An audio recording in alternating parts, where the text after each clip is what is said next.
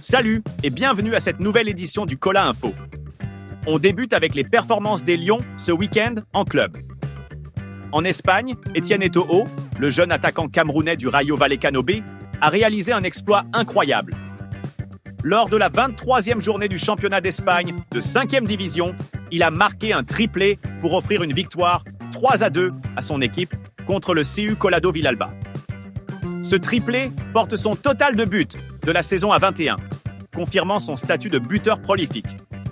Eto'o continue de faire parler de lui et de son potentiel immense, attirant l'attention des recruteurs de grands clubs.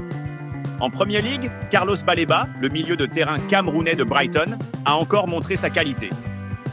Lors de la 26e journée, Brighton a dominé Southampton sur un score de 0-4. Baleba a délivré une prestation solide avec 86% de passes précises, 2 passes clés, 2 tirs cadrés et 5 duels remportés sur 5 sets. Sa performance a contribué à la large victoire de son équipe, renforçant son statut de joueur très courtisé par les grands clubs européens, notamment Liverpool et Manchester City. De son côté, Bryan Mbeumo a été l'un des héros de la victoire écrasante de Brentford contre Leicester City ce week-end. Dans ce match de Premier League, il a marqué un but et délivré une passe décisive, contribuant ainsi à la large victoire 4-0 des Bees. Son but, un tir puissant et précis, a porté le score à 2-0 après que Yohan Wissa ait ouvert le score. Mbeumo a également participé à la 3e réalisation en trouvant Christian Nørgaard sur un coup de pied de coin. Cette performance solide confirme son importance dans l'équipe de Brentford. Toujours en Angleterre, Manchester United a arraché un match nul de but partout contre Everton, mais la performance d'André Onana a suscité des critiques. Le gardien camerounais a été impliqué dans les 2 buts concédés par les Red Devils. Pour le premier but, il n'a pas pu arrêter le tir de Beto, tandis que pour le deuxième, il a mal paré un tir de Jack Harrison, permettant à Abdoulaye Doucouré de marquer.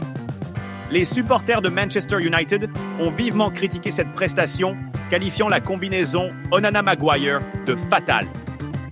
Mais au-delà de cette performance individuelle, Manchester United traverse une crise majeure. Le club est en difficulté financière, avec des pertes cumulées de 300 millions de livres depuis 3 ans. Pour tenter de redresser la situation, la direction a annoncé des mesures drastiques, notamment la suppression de 150 à 200 emplois supplémentaires. La fermeture de la cantine du personnel à Old Trafford et la réduction des repas au centre d'entraînement sont autant de symboles de cette crise. En Italie, André Frank Zambo Anguissa et le Napoli ont subi une défaite frustrante 2-1 face à Como. Cette défaite a privé Napoli de sa position de leader en Serie A. Zambo Anguissa, malgré ses performances solides cette saison avec 4 buts et 2 passes décisives en 26 matchs, n'a pas pu empêcher la défaite de son équipe.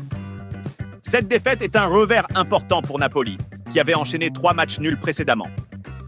Zambo Anguissa reste un élément clé pour Napoli, mais cette défaite montre que l'équipe doit se ressaisir pour rester dans la course au titre. Un scandale secoue le football camerounais. Valentin Nkwane, président du club Victoria United, est accusé d'avoir séquestré et torturé son propre joueur, le jeune gardien de but, Eric Parfait Djomeni. Selon les témoignages, Djomeni aurait été retenu contre son gré pendant plus de 3 jours, victime de mauvais traitements. La mère du joueur a dénoncé ces actes odieux, affirmant avoir vu des traces de coups sur le corps de son fils. Remettez-moi mon enfant, je ne vis plus au ballon.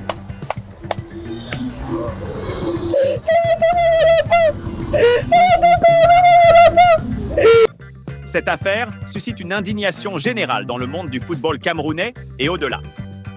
Les autorités sont appelées à prendre des mesures fermes pour mettre fin à ces pratiques inacceptables et protéger les droits des joueurs. Le football doit rester un sport de passion et de respect, non un terrain de violence et d'abus. À quelques jours des éliminatoires de la Coupe du Monde 2026, le football camerounais est secoué par 2 crises majeures. Tout d'abord, l'affaire Antonio Conceição continue de faire des vagues. Le gouvernement camerounais a décidé de payer les indemnités dues à l'ancien sélectionneur pour éviter des sanctions de la FIFA. Cette décision souligne la défaillance financière de la FECAFOOT, qui est censée gérer ces aspects.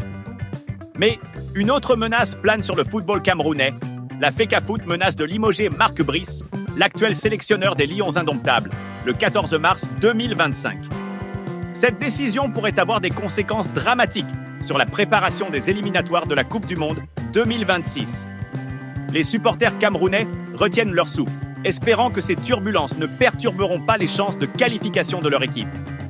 La stabilité est cruciale à ce stade, et il est essentiel que la FECAFOOT trouve une solution pour maintenir la continuité et assurer un avenir radieux aux Lions indomptables.